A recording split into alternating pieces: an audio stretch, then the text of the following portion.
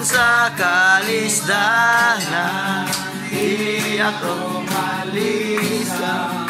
Pulong sa saligan, di ako iyan. Panahon sa kalisdanan, magasalig ako, ang Diyos maoy kauban ko.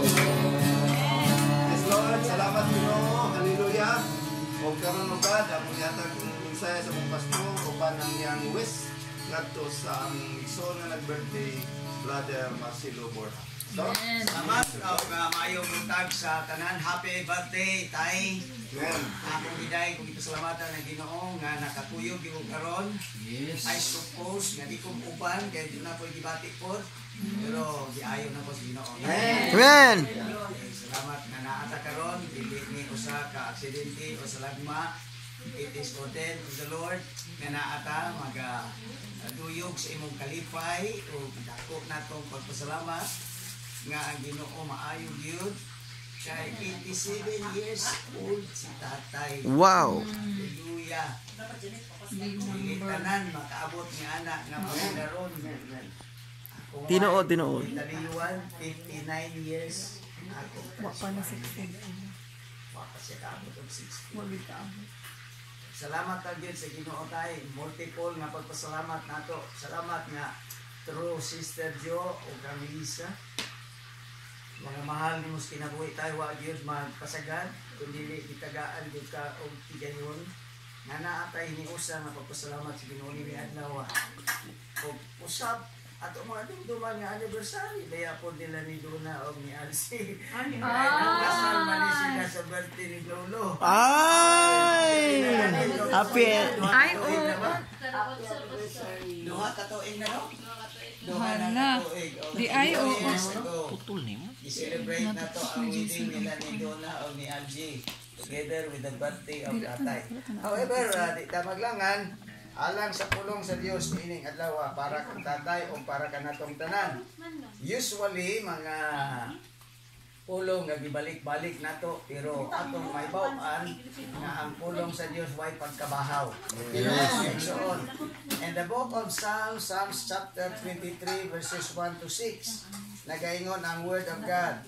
This is the Lord, the shepherd of his people. The Lord is my shepherd, I shall not want. He makes me to lie down in green pastures. He leads me beside the still waters. He restores my soul.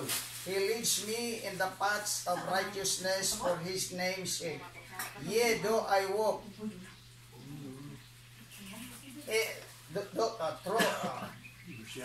though I walk through the valley of the shadow of death, I will fear no evil.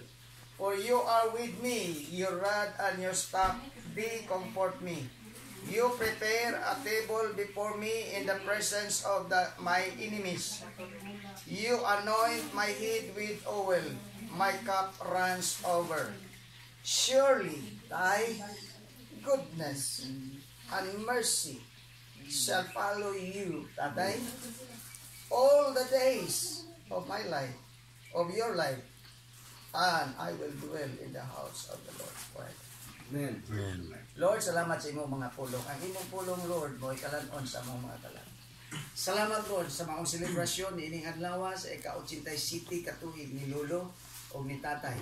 Salamat sa imong kaayo. Gani malabas na mo ang imong pulong. Nga nagaingon ang imong pulong sa versikulo 1, the Lord is my shepherd, I shall not want.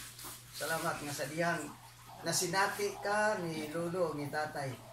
Nga iyang Ginoo manluluwas, walay nakulang sa iyang. Amen. Though sometimes, Lord, mitaliwan na ang iyang kapikas. Apan na ikaw kauban niya kanunay. Uban sa mga kabataan, uban sa mga higala, o mga kaigsoona. Salamat ni nga bahin sa among ang pagsilibrat. Makapamalandong kami sa imong kaayo. Uban sa imong mga pulong. Ihugi ang tanan, nga bahin niya ini. Kung bisan pa, ang imong alagad sa tayo siya kanina. In Jesus' name. Amen. The Lord is my shepherd. Hallelujah. Kani sukat siguro na born again si tatay kanina nga bersikulo iyan ang ginimorize.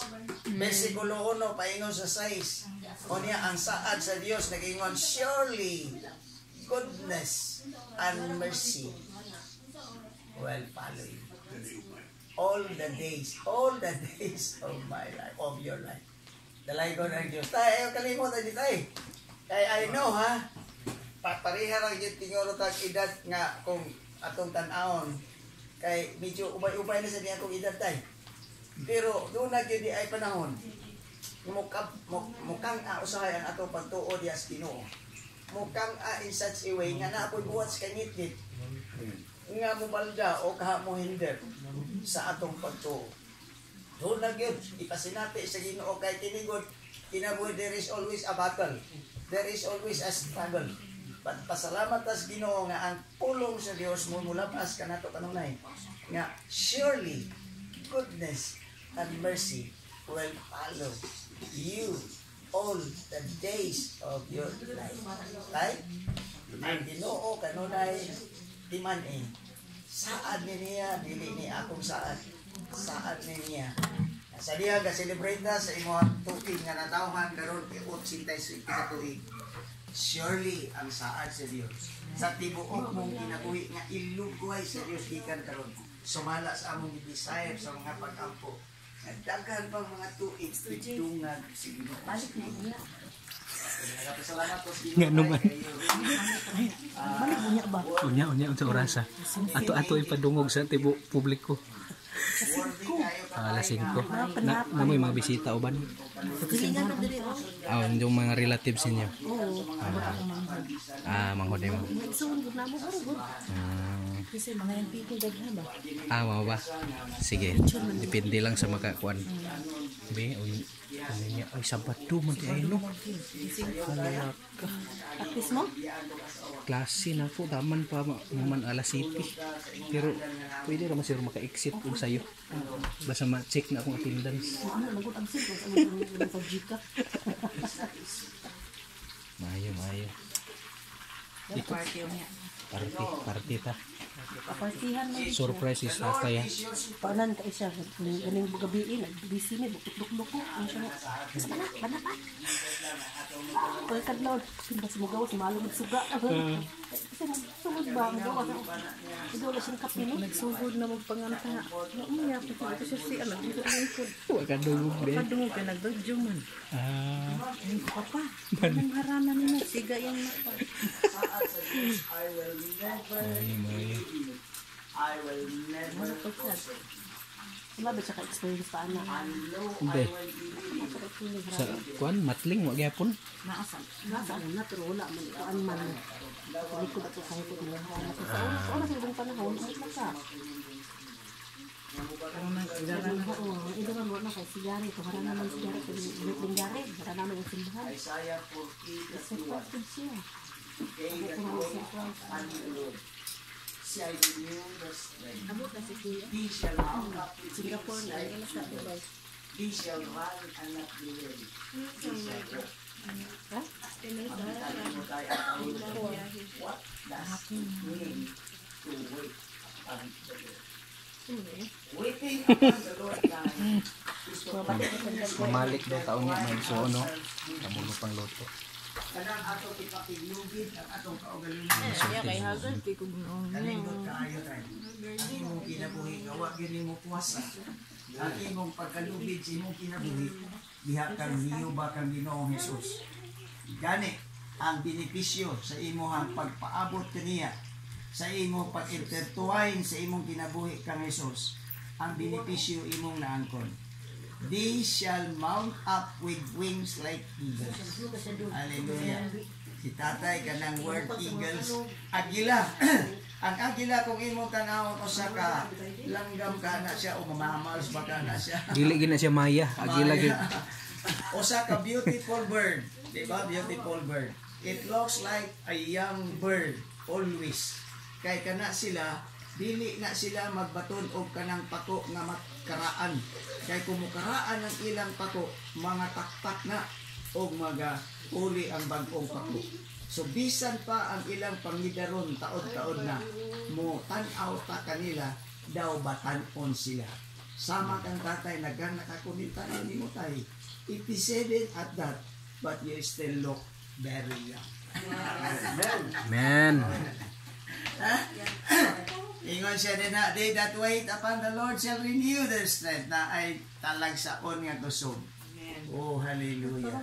Na ay daghan kaayo mga tao, nawa kaayo mga lagad sa Ginoo, mag-abot ang ilang Panginoon sa manimutay. Di na gani kabarog, di na katindog, kundi sungkod na diha, o kaha magtikuko na diha. Di na nimo sila maibawan o unsa ilang Panginoon ang imo siguro mailhan. Iguwang naman kayo ng tapanan. Pero kung ay mo tanaw, mas manghod pa to nimo sila tayo kaysa edad. Kaya ang imong edad, 80 City, dili man katuhan. Nga bako ka o kaha maglataw, magkiang-kiang ka, kandili iya still life and kicking. Amen. They shall renew their strength, that are the benefits of the waiting upon the Lord. They shall renew their strength, they shall mount up with wings like eagles. At they shall run and not be weary. Pwede matadya po tayo mag-walking. Di ba? Kaya pa rin. Oo, di ba? They shall walk and not. Salamatan na extra strength ihatag si Ginoo, because you keep on waiting upon the Lord, intertwining yourself with Jesus, and na mo na ang benepisyo mo. They shall renew your strength. Kaya kalimti tayo, the Lord is my shepherd, I shall not want. Surely goodness and mercy shall follow me. Amen. Yeah, surely goodness, mga